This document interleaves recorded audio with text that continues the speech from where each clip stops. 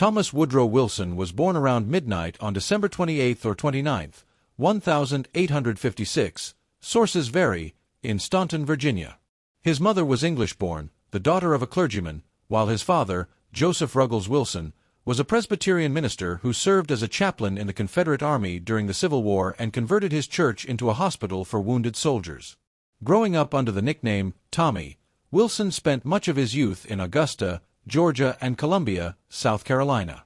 He was considered a slow learner due to dyslexia and did not begin reading until the age of 10. He eventually excelled academically, graduating from the College of New Jersey, later renamed Princeton University, in 1879, before attending law school at the University of Virginia.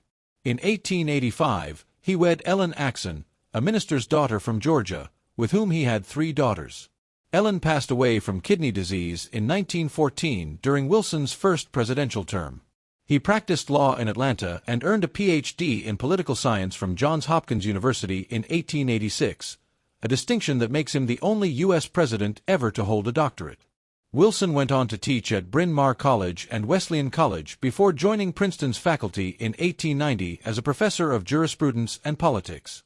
In 1902, he published a highly revisionist 5-volume series titled History of the American People, in which he romanticized the Confederacy and described the Ku Klux Klan as roving knights-errant bound together to protect the South during a turbulent era, language that would prove deeply revealing of his worldview. From 1902 to 1910, he served as Princeton's president, building a reputation for educational reform while simultaneously barring black students from enrollment. He then transitioned into politics, becoming governor of New Jersey in 1910 and ensuring that segregation remained firmly in place. By 1912, the Democrats had nominated him for the presidency, with Indiana Governor Thomas Marshall as his running mate. Revisionist historians have cast Wilson as a progressive reformer who believed in federal power to root out corruption, regulate commerce, and elevate society, and much of that characterization holds merit.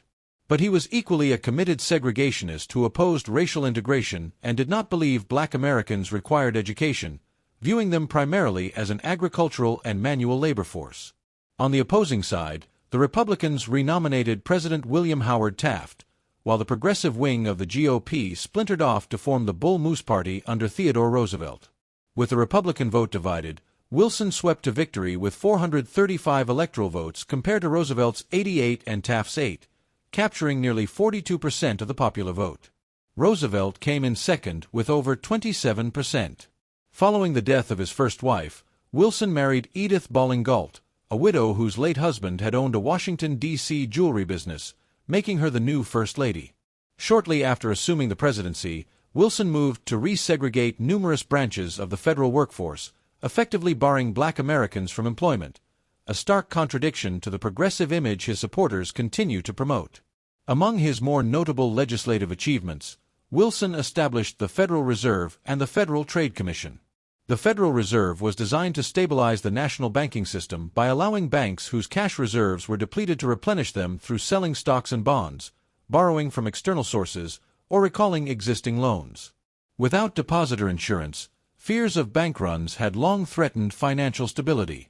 Over time, the Fed's chairman became one of the most influential forces in American governance, wielding the power to raise or lower interest rates in response to inflation or recession. What his admirers tend to omit, however, is that Wilson was a vocal supporter of the Ku Klux Klan, whose backing helped secure him substantial Southern Democrat votes in both of his election victories. He also filled his cabinet with numerous Southern Democrats. His admiration for the 1915 D.W. Griffith silent film Birth of a Nation, which glorified the KKK as noble defenders of the Old South, was so pronounced that he hosted a private White House screening for friends, family, and cabinet members. The film depicted black Americans largely through white actors in blackface, portraying them as menacing figures. Following the screening, Wilson reportedly remarked that it was like writing history with lightning, adding that his only regret was that it was all so terribly true. He later distanced himself from those comments, calling the film an unfortunate production and expressing hope it would not be shown in black communities. In 1913, Wilson secured passage of the 16th Amendment, creating the Internal Revenue Service, along with the Underwood-Simmons Act, which reduced tariffs, a measure critics viewed as an overreach into states' rights under the 10th Amendment. He also championed the 17th Amendment, which fundamentally changed how U.S. senators were chosen. Rather than being appointed by state legislatures, they would henceforth be elected directly by voters. In 1914, Europe descended into war, rapidly drawing in nations from across the globe. The Allies, comprising France, Great Britain and its empire, Imperial Russia, Italy, Romania, and Japan, faced off against the Central Powers of Austria-Hungary, Germany, the Ottoman Empire, and Bulgaria. Wilson is commonly portrayed as having strived to keep the United States neutral until finally calling on Congress to declare war on Germany in 1917. This narrative, however, is misleading. Historians sympathetic to Wilson frequently cite the sinking of the Lusitania on May 7, 1915, in which 128 Americans perished among the total casualties, as a pivotal turning point in his thinking. But if that event truly galvanized him, it raises an obvious question. Why did he wait 2 full years before requesting a declaration of war? Another commonly cited justification was the notorious Zimmermann telegram. As Encyclopedia Britannica describes it, the telegram was dispatched on January 16, 1917, by German Foreign Secretary Arthur Zimmermann to the German minister in Mexico. It outlined a scheme to resume unrestricted submarine warfare and proposed a wartime alliance with Mexico and Japan should the United States enter the conflict. The message was intercepted by British intelligence and passed along to Washington, causing a public outcry that contributed to America's eventual entry into the war. Yet even Wilson and his closest advisers were not fully convinced by it.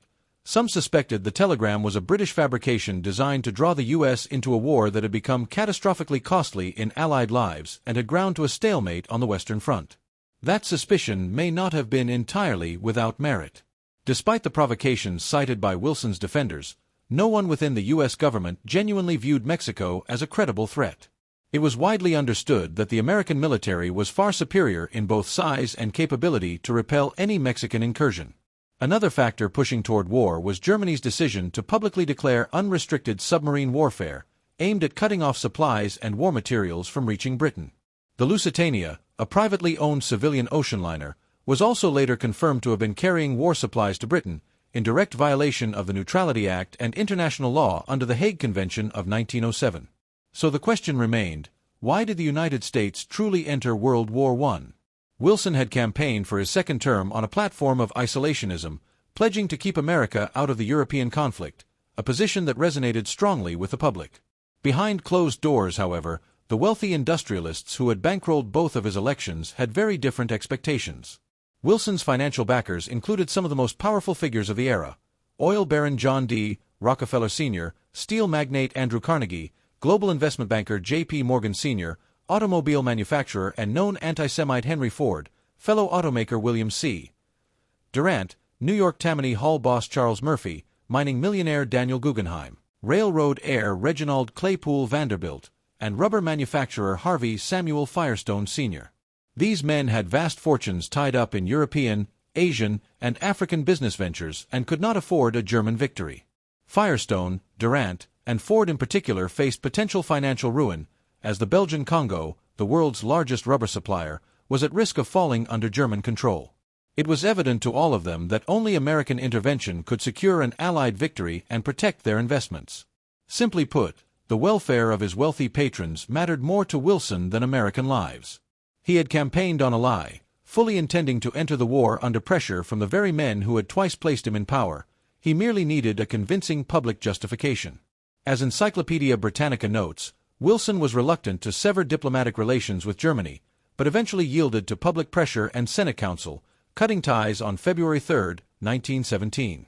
In his address to Congress, he expressed hope that Germany would not force America's hand by targeting U.S. vessels.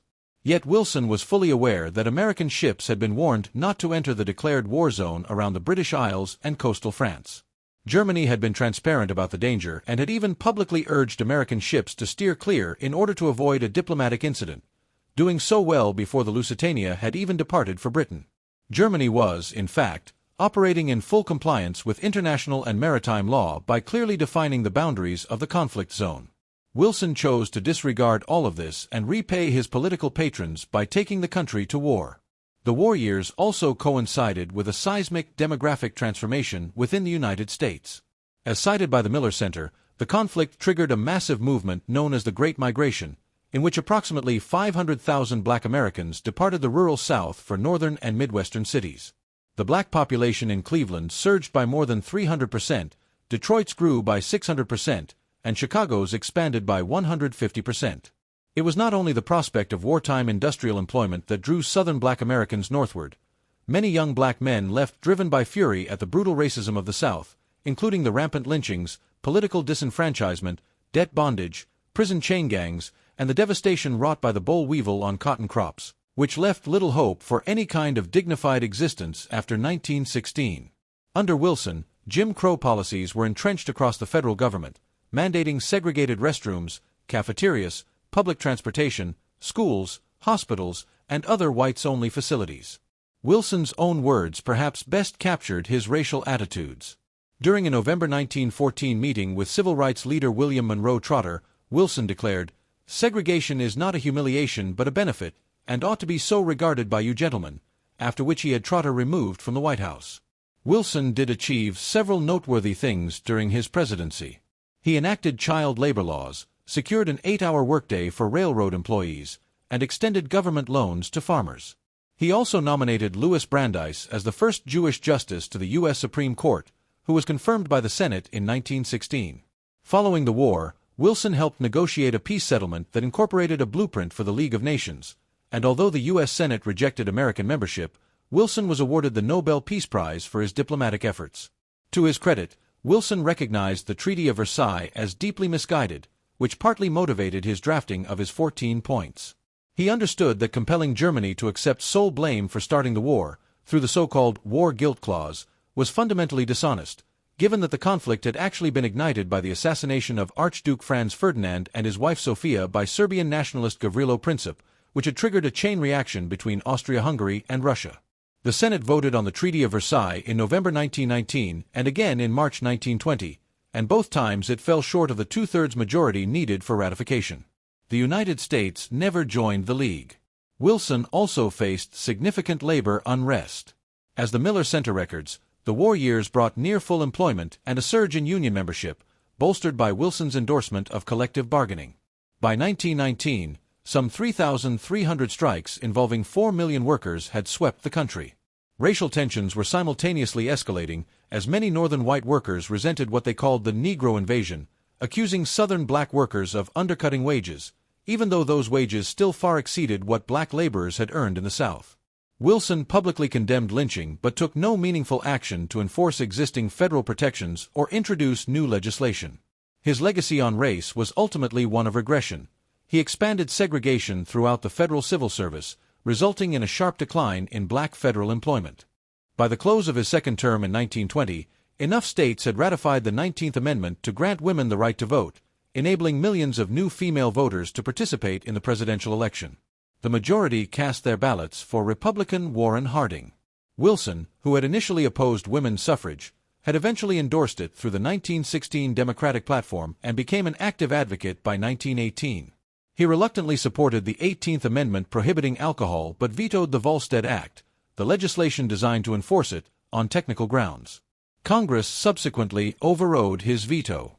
On the night of September 25, 1919, while aboard a train bound for Wichita, Kansas, Wilson collapsed under the weight of severe physical and mental exhaustion, and the remainder of his speaking tour was canceled. On October 2, 1919, he suffered a stroke that left him partially paralyzed. His condition was largely concealed from the public, and his wife quietly assumed a number of his administrative responsibilities in the months that followed. After leaving office in March 1921, Wilson remained in Washington, D.C., where he and a partner established a law firm, though his deteriorating health prevented him from engaging in any meaningful legal work. He died at his home on February 3, 1924, at the age of 67. He was laid to rest at Washington National Cathedral, the only U.S. president to be interred within the nation's capital.